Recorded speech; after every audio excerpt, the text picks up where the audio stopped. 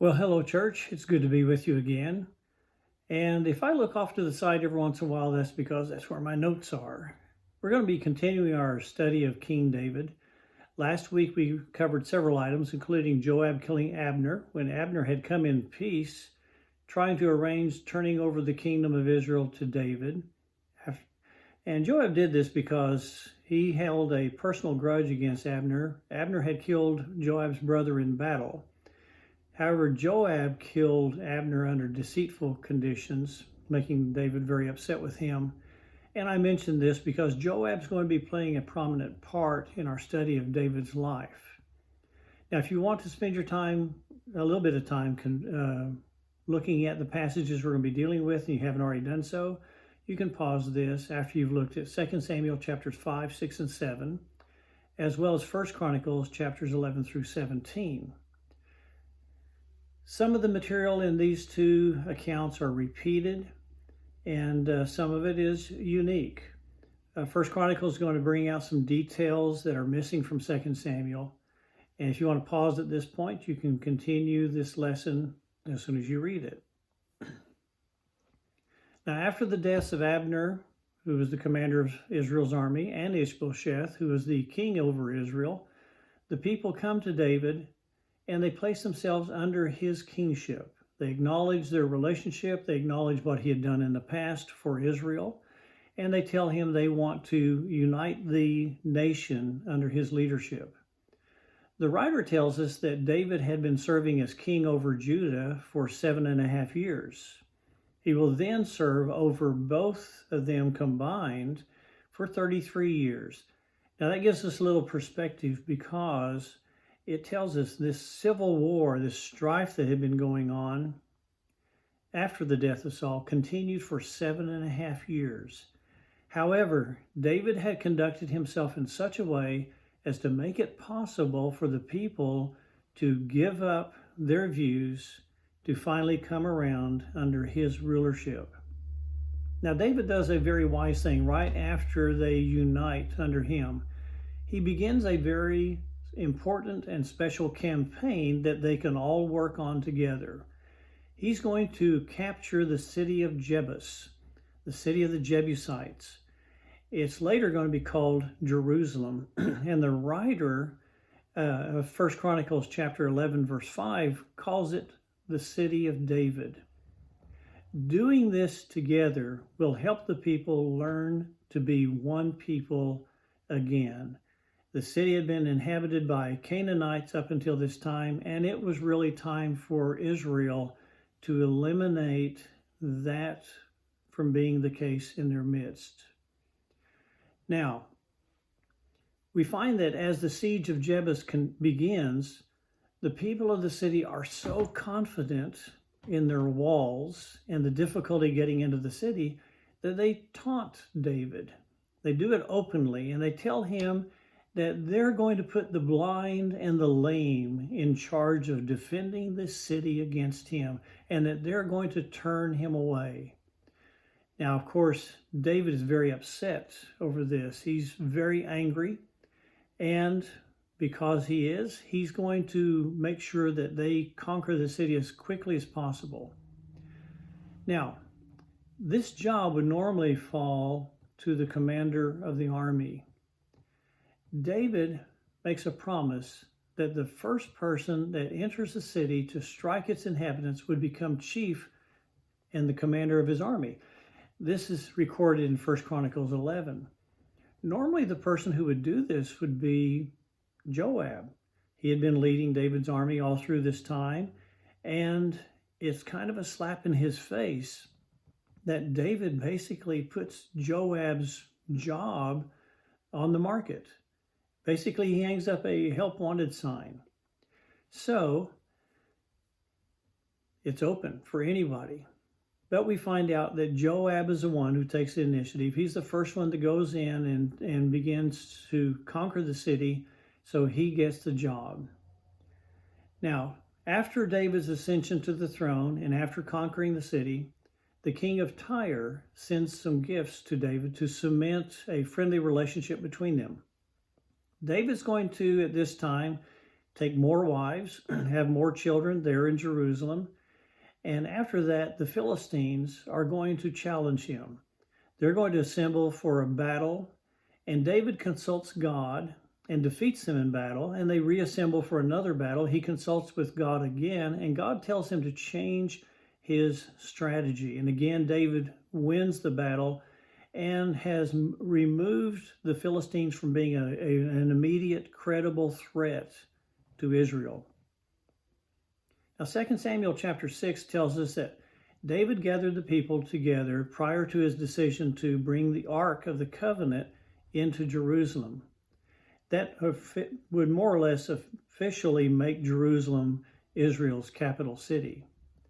1 Chronicles chapter 12 goes into more detail about that army that is assembled, and it starts telling how many come from different tribes and so on. And this is a very, very great army, so great that the writer of Chronicles likens it to the army of God. But during this time, David is consolidating his power. He is also unifying the people at the same time. Now they begin to bring the Ark of the Covenant, the Ark of God, into the city of Jerusalem. And we're told it's on a cart pulled by oxen. And apparently the oxen stumble and they nearly upset the cart. And to keep the cart from putting the Ark of the Covenant on the side of the road, Uzzah puts his hands up to steady it. And God is angered by his actions to touch the ark with his hands. And God strikes Uzzah and he dies.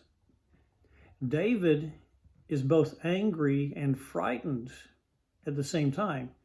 He's angry at God for killing a man who is only trying to keep the ark from falling down, but he's also afraid of God. He's afraid of the power that God has. So David stops the effort to bring the ark into the city and sends it on to the home of Obed-Edom. David kind of keeps an eye on things, and 3 months later, he has noticed that God has blessed the home and the household of Obed-Edom during this time. So David makes a second effort to bring the Ark of the Covenant into Jerusalem. But David does it differently this time. He's learned a very important lesson. When the ark was constructed, God told them to put rings on both sides of the ark and make poles. And the poles would be set in the rings, and the ark would be carried by the priests with the poles. That is not the way David and his men tried to bring the ark in to Jerusalem the first time. So, in 1 Chronicles chapter 15, verse 2, David said this, "No one is to carry the ark of God but the Levites, for the Lord chose them to carry the ark of God and to minister to him forever." David had learned a very costly lesson. Now, David's going to accompany the ark into the city, and he's going to be celebrating. He's leaping and he's dancing before the ark. They mentioned the clothing that he's wearing, a linen ephod, and this implies that at some time during his leaping and dancing, David exposes himself during the entrance of the ark into the city. Now, Michal, who is David's original wife, is not down on the streets celebrating with everyone else. She's looking out the window during this time. And it appears that David's actions embarrassed her and angered her. When David returns to her later, she's going to confront him.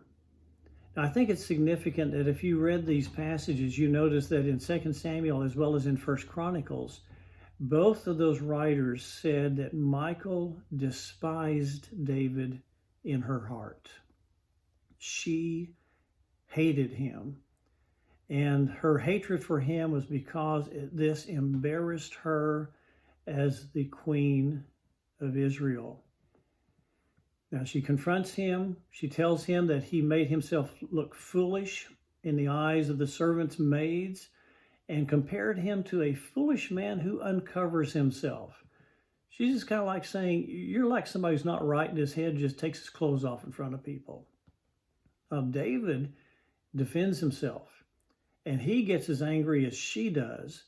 And he tells her, my actions were done before God. And moreover, he says, they were done before the God who put me as ruler over your father and over your father's house. In other words, David realized that there was something in Michal's heart that had a greater allegiance to her father than it did to her husband. There's such a sharp division between the two of them. We're told that she had no child until the day of her death. Now, some have tried to read into this that God somehow prevented her from bearing children. But the context is very simple. If you just look at what it says and you think about human relationships, you know that this story tells us how far apart these two people had grown over the years. A lot had happened in their lives. And especially, they had grown far apart in their attitude toward God and the idea of a need to keep up appearance in the eyes of the common people. Now, a married couple that disagrees so sharply as they did, and a married couple in which one of the people despises the other one in their heart, they're not going to communicate. They're not going to find intimacy in the bedroom. They remained married, but married in name only from that point on. The reason she'd had no children is because David would not go back to her after this point. Now, we're lastly going to take a look at what happened after David's kingship was established and God had given him rest on every side. David looked out from his home and he sees the Ark of the Covenant inside the tent, tabernacle. And he begins to think about how unfair that is. Here he is in his home and God's living inside a tent. And so he calls Nathan the prophet and tells Nathan his plans are to build a very special house for God. Nathan immediately reacts to that by saying, hey, that's a great idea. Do it. May God be with you. But Nathan leaves, and after he leaves, God speaks to him. Nathan forgot to ask God what his thoughts were. Now God tells him anyway. He tells him to go back to David and to tell David that David is not the one that should be building this house.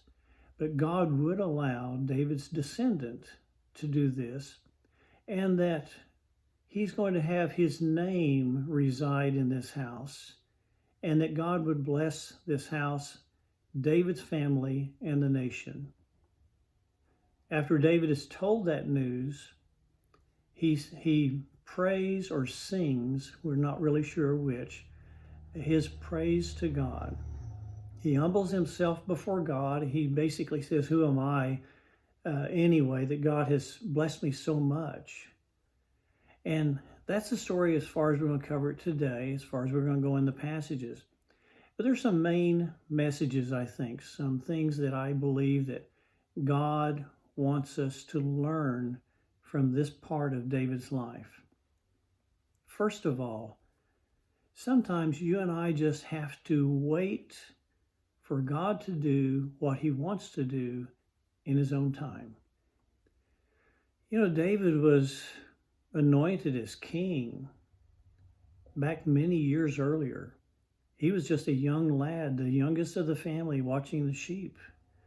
And after that time period, there was a time when he served in Saul's house. And after that, there was a time when he was separated from Saul. And then he came back and served Saul and became Saul's son-in-law. And then there became that estrangement between him, and he spent a lot of time running away from Saul. During all this time, David was a rightful anointed king, but he was waiting for God to say when he would actually take the throne. By waiting, David ruled over a people that wanted him, and there were no detractors, there were no objections at the time that they made him as king. He doesn't become king till he's 30 years old. This helps us to learn that God may do things, but they might not be done on our schedule. He does them when they're right for us and everyone else concerned. Number 2, we need to look for challenges and opportunities that we can use to help us all work together and grow closer to one another. The conquest of Jebus that became Jerusalem helped everybody to do just exactly that. And what they accomplished made a lasting, everlasting difference for the nation and even for us today. Number 3, and I say this kind of in a lighter mood, about Joab. Sometimes there are moments when we would just like to get rid of some of our relatives. Joab is the son of David's sister. And I don't know if Joab becoming commander over David's men in the very beginning had to do with him being a relative or his sister pressuring him, but at any rate, he found Joab to be a thorn in his flesh. But sometimes we learn from God that you just sometimes don't get rid of relatives. God makes us learn to live with them. And David had to learn to live with his nephew, Joab. Number 4, and now this is about the ark and Uzzah. And what David and his men did wrong first compared to how they finally brought the ark in. I think this is an important lesson, that it doesn't matter that times change and the way that people think changes. But when God has said to do something a certain way, we should realize that he wants us to do it that way until he tells us differently.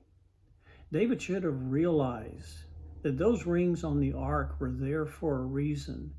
The ark would have never been in danger of toppling over had they been used properly. Uzzah would have never died if David had brought the ark in the way it was really supposed to be in the very first place. If David had just done things God's way. And we live in a world today that needs to learn that lesson.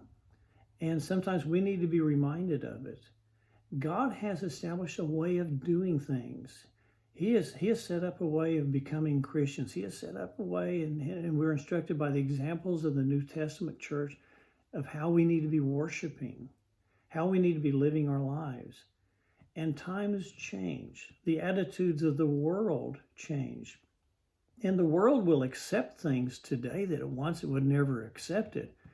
But that doesn't mean that God accepts it. As God's people, we need to take a little bit of a lesson from the ark and Uzzah and remember this. Number 5, and this concerns a relationship between David and Michal.